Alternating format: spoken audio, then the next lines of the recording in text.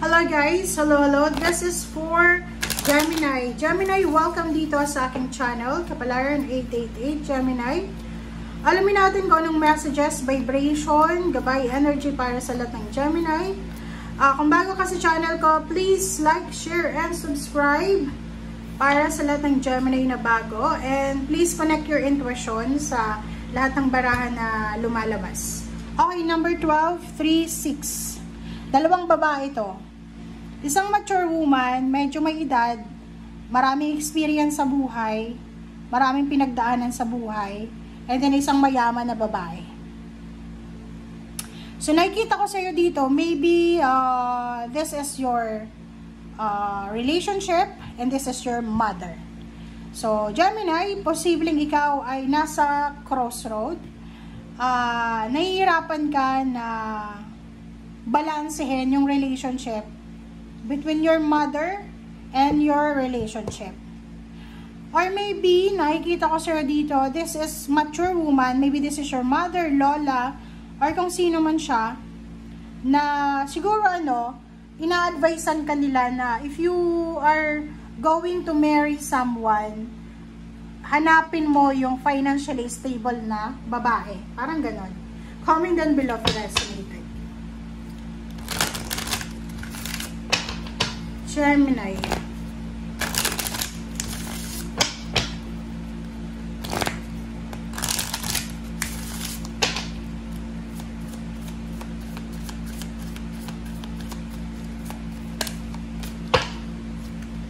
Okay.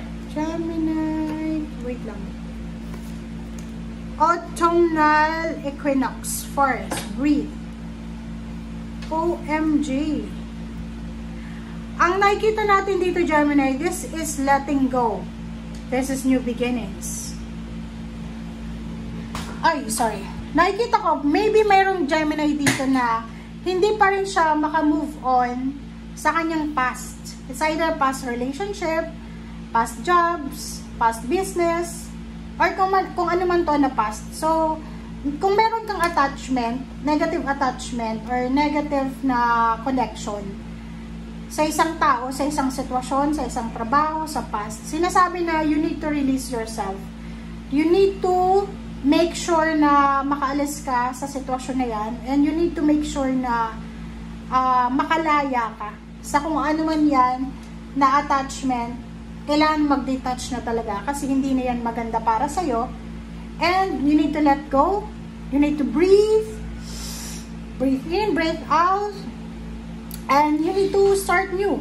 And sinasabi ng barahan na kung halimbawa na feeling mo, yung pakiramdam mo na feeling mo, Gemini, na suffocated ka na, it's either nasa city ka, if feeling mo suffocated ka, pwede kang umuwi sa probinsya, just for a few days vacation, para makalanghap ka ng sariwang hangin, or maybe suffocated ka sa mga parents mo, sa mga may edad sa buhay mo. So, sinasabi ng barahan na kailangan mong hanapin yung peace and harmony sa labas ng sitwasyon na suffocated ka na or entrapped ka.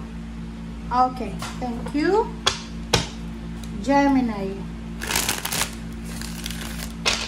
Kasi ito parang sinasabi ng barahan na yung, alam mo yung pakiramdam na yan sa loob ng company, sa loob ng trabaho na feeling mo wala kang wala kang boses. Yung taga-sunod ka lang ng sunod, nakaka-suffocate yun eh.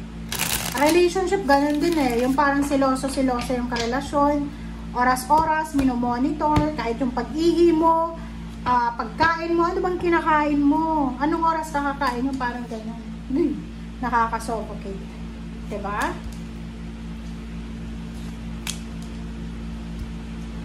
Hi, Gemini. Okay, first card mo dito is 7 of Pentacles, Queen of Cups, the Moon, King of Cups, and 10 of Pentacles. And sa ilalim mo is the Sun. The Sun and Chariot, wow! And 6 of Pentacles. Dito muna tayo sa ilalim, kasi ito yung focus mo eh. So, nakikita ko sa Gemini na masayahin kang tao eh. Palangiti, pala-joke, parang gano'n eh. Ito yung pinaka-core mo. Yung parang values mo to eh. Yung pagpasok mo sa isang kwarto, pagpasok mo sa isang lugar, lahat nakatingin sa'yo eh. Normally, yung mga Gemini, babae or lalaki, magaganda at gwapo sila. Yung parang agaw pansin sila. Gwapo, maganda, matalino, magaling magsalita, magaling mambola. Yung parang pagkasama mo siya, walang dull moments. So, sinasabi ng barahan na ito yung focus mo. Ito lang naman ang gusto mo eh. Ang gusto mo lang naman is maging masaya ang buhay mo. Gusto mo makapag-travel. Kung mahilig ka magmotor, gusto mo lang magmotor. Or kung may sasakyan ka, mag-road trip, parang ganun.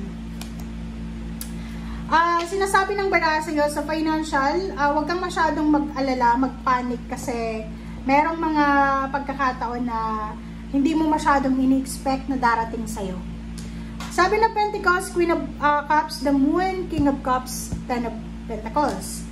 Nakikita ko dito, Gemini, kung ano man yan na ginagawa mo sa ngayon, gawin mo lang. Continue. Huwag kang mapapagod. Kung pagod ka, magpahinga. And after mo makapagpahinga, balik ka ulit sa ginagawa mo. Yung Queen of Cups, sinasabi ng Queen of Cups dito na ano man ang ginagawa natin, ano man ang pagsubok, ano man ang mangyari sa hinaharap, kailangan mong kalmahin ang iyong sarili. Like for example, may mga pagkakataon, kasi mabilis magpanic yung Gemini eh. Masayain sila, but mabilis din silang magpanic. Mabilis silang magdesisyon, mabilis silang magsisi, mabilis silang magpanic. So, sinasabi ng bra na yung the Moon tsaka Queen of Cups, King of Cups, kumalma ka lang, okay? Kalma ang kailangan mo sa buhay. Wag tayong padalos-dalos. Yung Ten of Pentacles, if you are aiming for higher salary, for lump sum of money, for victory and success, wag kang mag-alala kasi makukuha mo yan. But you need to be calm. Kalmado lang tayo. Okay? The Emperor, there's empowerment, authority. Wow! So, sa pera, Gemini, nakikita ko sa'yo dito na, yun, posibleng ma-promote ka sa trabaho, madagdagan yung sweldo mo eh. Kasi this one is a balance of money eh. So, you will have the authority, you will get the authority financially, diba? So, wow! Congratulations! Congratulations sa mga Gemini na posibleng ma-promote, madagdagan yung sweldo, makapag-travel, for leisure, free vacation, free lodging, parang ganon. So, nakikita ko sa'yo na yung pera, kusang papasok yan sa buhay mo, kusang lalapit sa buhay mo. And yung Eight of Swords, yung sobrang pag-iisip, sobrang nega, hindi mo na yan dapat gawin kasi masisira yung discarding mo niyan. Okay? Nine of Swords and Six of Swords.